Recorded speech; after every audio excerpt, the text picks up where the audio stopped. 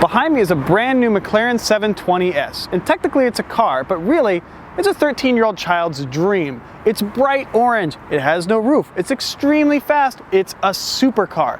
Now, if you had told 13-year-old me, what would you do with a supercar? I'd go 200 miles an hour everywhere. I go 200 miles an hour to the grocery store, go 200 miles an hour on my way to work. I would do all kinds of stuff. I would drive it everywhere all the time. However, 13-year-old me didn't have to deal with the harsh realities of things like speed bumps, speeding tickets, and gridlock traffic.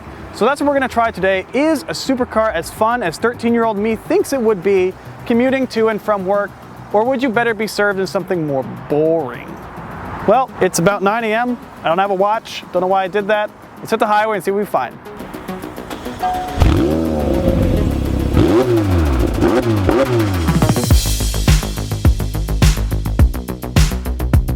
And now you're doing it. You're living your dream, commuting in a supercar. It handles great, it sounds cool, you're in a race car and there's traffic. Okay, yeah, that's about as long as it lasts.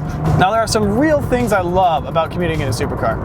I love the way that it feels like I'm always in a race. This thing always feels like a supercar. I never forget and think I'm in some regular fast car. No, you always know you are in a supercar when you drive a McLaren 720S. And there are little joys you can have. Like sometimes it's fun on an on-ramp, just let it go on an on-ramp.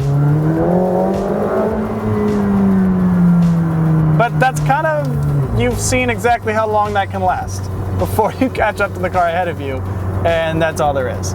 I would say fleeting moments of joy are possible when supercar commuting, and that's a lot of fun. However, I'm not sure if it makes up for what's about to happen, because right now I'm merging onto the highway and I'm sure I will find some mid-morning traffic.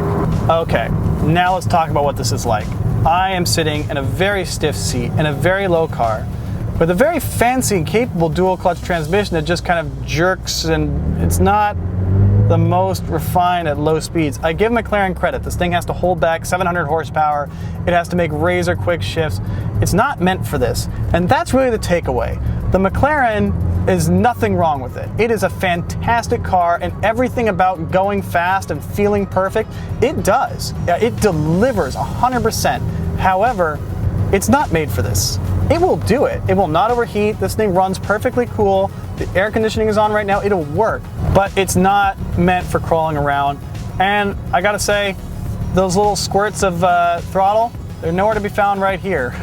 It's not really anything fun right now. So that's kind of the verdict, honestly. So, will you have fun commuting in a supercar? Yeah, you will. For little brief moments, you're gonna have some absolute bits of joy. But in between, you're still stuck on the regular roads as everyone else, and you can't go any faster than them. So you might as well be in something a little bit more comfortable, a little bit easier to see out of. So there's the verdict. I'm sorry, 13-year-old me, but the real world, it's just not like how you thought it was gonna be. For Driving.ca, I'm Clayton Seams.